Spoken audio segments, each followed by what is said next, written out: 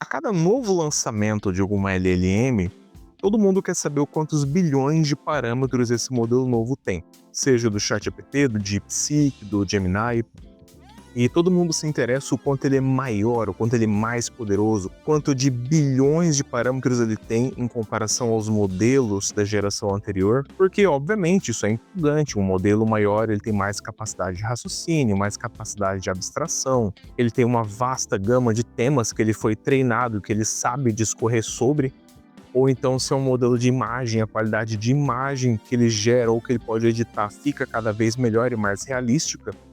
Só que, dependendo do caso, eu acho que um modelo grande pode não servir para você. Os SLMs, os modelos de linguagem pequena, vão ser a próxima grande tendência na indústria da IA. Se você não me conhece, muito prazer, eu sou Alex Araújo, cientista da computação e desenvolvedor de software e aplicações com IA. Nesse canal eu vou falar bastante sobre desenvolvimento de software, treinamento de inteligência artificial, notícias do setor e bastante assunto legal. Então, se você se interessa por isso, clica aqui no botão de seguir, dá um like no vídeo e bora continuar. Tá, mas o que categoriza então um SLM? O SLM é um modelo de inteligência artificial e geralmente ele é extraído dos modelos menores por um processo chamado destilação. Ou então ele é feito do zero, mas para ter pequenas quantidades de parâmetros ali, geralmente não vai para cima dos 8 bilhões. A gente tem modelos tão pequenos quanto o Gemma 3 de 270 milhões de parâmetros. E isso comparando com um ChatGPT ou com um DeepSeek da vida que tem 671 bilhões, cara, isso aí é um grão de areia, né? Quase nada. Ao contrário do que muita gente pensa, o fato dele ser um modelo pequeno não faz dele um modelo inútil. Muita gente pensa que, por ele ter poucos parâmetros, por ele ter um dicionário de treinamento menor, ele vai ser um modelo, digamos que burro. Só que não. Apesar dele ser um modelo que não tem tanto conhecimento de mundo, as vantagens dele são saber seguir instruções muito bem, saber identificar padrões muito bem. Por eles serem menores, eles podem ser treinados para tarefas específicas e até mesmo desempenhar melhor do que grandes modelos genéricos. Alguns modelos de SLM, a título de conhecimento para vocês, que a gente tem no mercado, são a família Phi-3 da Microsoft. É uma família de modelos muito voltada para cálculo e programação. Ele não é muito bom com multilinguagens, então ele performa muito melhor utilizando inglês. A gente tem também o Small LM, que é uma família de modelos da Hugging Face. Esse, pessoalmente, eu não testei, eu quero fazer uns testes aqui no canal inglês pra gente ver a performance dele. Geralmente ele gira em torno aí de 0,3 bilhões de parâmetros. É um modelo bastante rápido, sim, diga-se de passagem.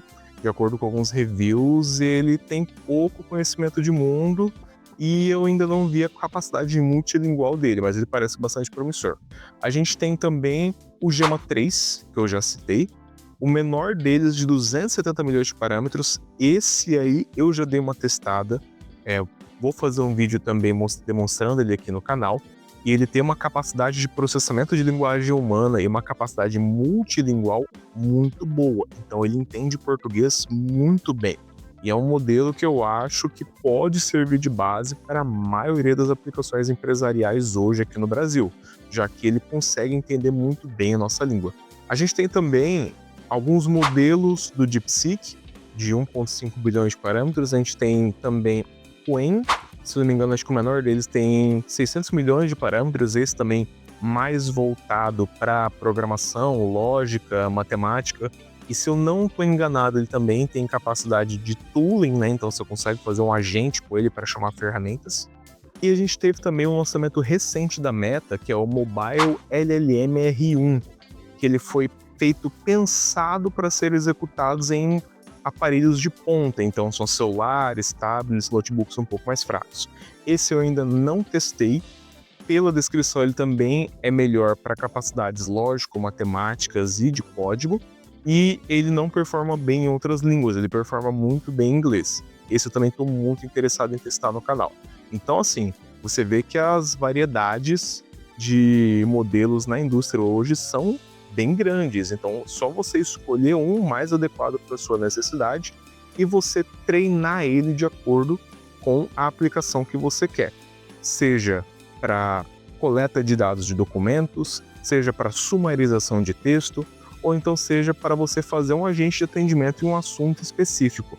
Outra vantagem dos modelos pequenos é que eles conseguem aprender tanto quanto os modelos grandes utilizando prompt engineering, através de dar exemplos, com o Few Shot Prompting, ou então você utilizando RAG para você buscar conhecimento vindo de alguma fonte de dados, seja um PDF, seja um documento do Word, seja um banco de dados, ou então você pode fazer um retreinamento dele utilizando o Fine Tuning.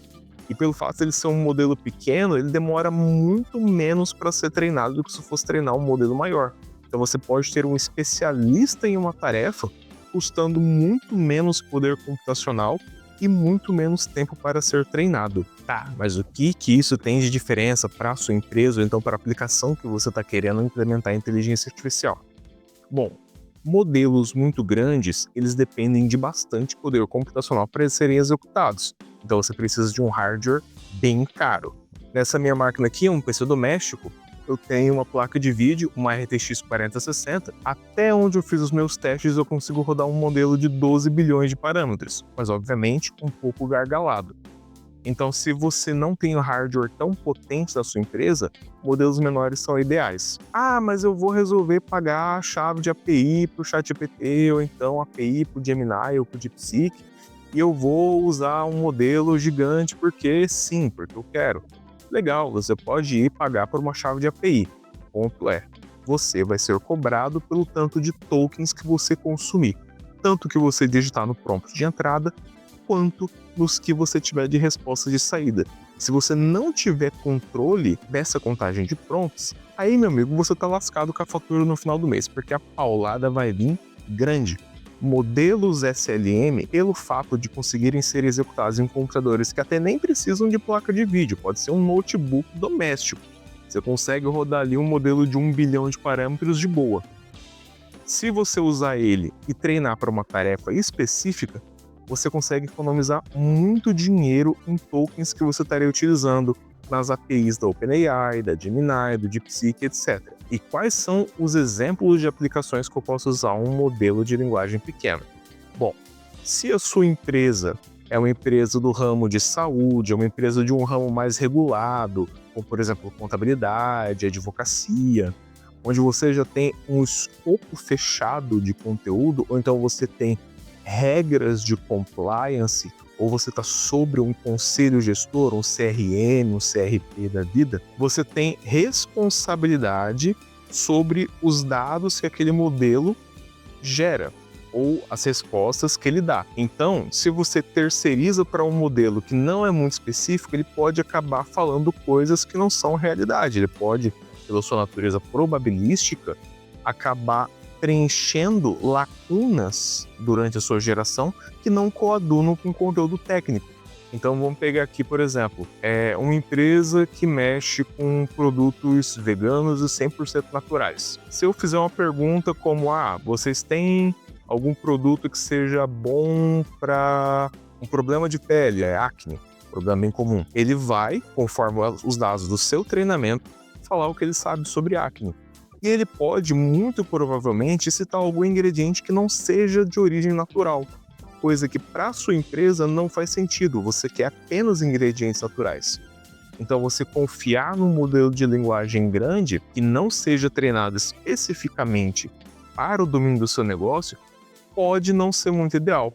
Você está gastando dinheiro, você está tendo resultados que não são factualmente coerentes com o seu domínio de negócio, coisa que se você estivesse com um modelo de linguagem pequeno, treinado no seu domínio de negócio específico, você teria respostas tão rápidas quanto o de um modelo grande e você teria respostas muito mais específicas porque o conteúdo que ele foi treinado já é focado no nicho da sua empresa. Outra vantagem que os modelos de linguagem pequeno têm sobre os modelos grandes é justamente sobre a privacidade das informações. Cada vez que você pega e você digita um prompt, no ChatGPT, no Gemini, toda a informação que você digita, ela está sendo enviada para os servidores das empresas desses modelos de IA. Essas informações, por mais que em algum acordo eles digam que não vão usar para treinamento, a real é que a gente sabe que eles vão coletar isso e vão sim usar para o treinamento dos seus modelos de IA de novas gerações.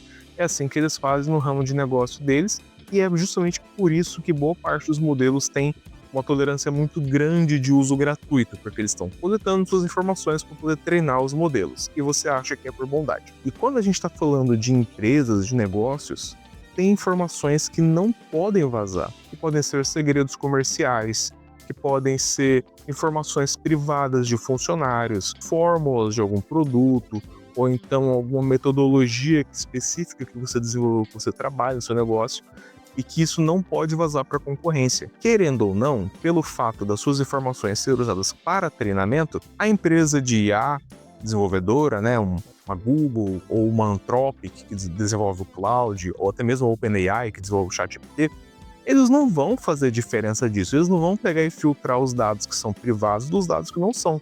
Eles vão pegar toda aquela massa e usar para treinar o modelo. Então pode acontecer sim das suas informações irem parar nas mãos de quem não devia, como aconteceu com a Samsung em 2023. Eu vou deixar um artigo aqui, ó, aparecendo, e o link na descrição do vídeo para vocês lerem depois. Mas isso não significa que você deveria abolir o uso de um modelo de linguagem grande, muito pelo contrário. Você pode sim fazer uma mescla dos dois modelos. Então, quando você trabalhar com informações muito específicas ou informações confidenciais, você pode usar um modelo pequeno hospedado localmente. Se você tem interesse nesse assunto e quer que eu ensine, comenta aqui embaixo que eu vou preparar uma aula ensinando como você consegue hospedar um modelo pequeno na sua máquina local, aí no seu computador pessoal. E ao lado desse modelo pequeno para essas tarefas específicas e tarefas que têm informações que precisam ser seguras, você pode usar um modelo grande para tarefas mais genéricas. Você pode pegar uma informação, tratar ela no modelo menorzinho, informações sigilosas, deixar elas anonimizadas, pegar essa resposta e jogar no modelo grande para refinar. Então você tem o melhor de dois mundos. Você tem um modelo pequeno que trabalha rápido, que trabalha de forma econômica, porque você mesmo vai estar hospedando, e você vai ter um modelo grande que tem uma alta capacidade de abstração e um grande conhecimento de vários assuntos. E para fechar todo esse raciocínio, o tamanho de um modelo de IA importa? Sim, mas dependendo do contexto que você vai pegar e vai aplicar ele. Seja um contexto que você usa um modelo grande, seja um contexto que você usa um modelo pequeno. E se você quer aprender mais sobre esse assunto, segue aqui o canal, me acompanhe nas redes sociais, @oalexluthor. Falou e segue o calvo.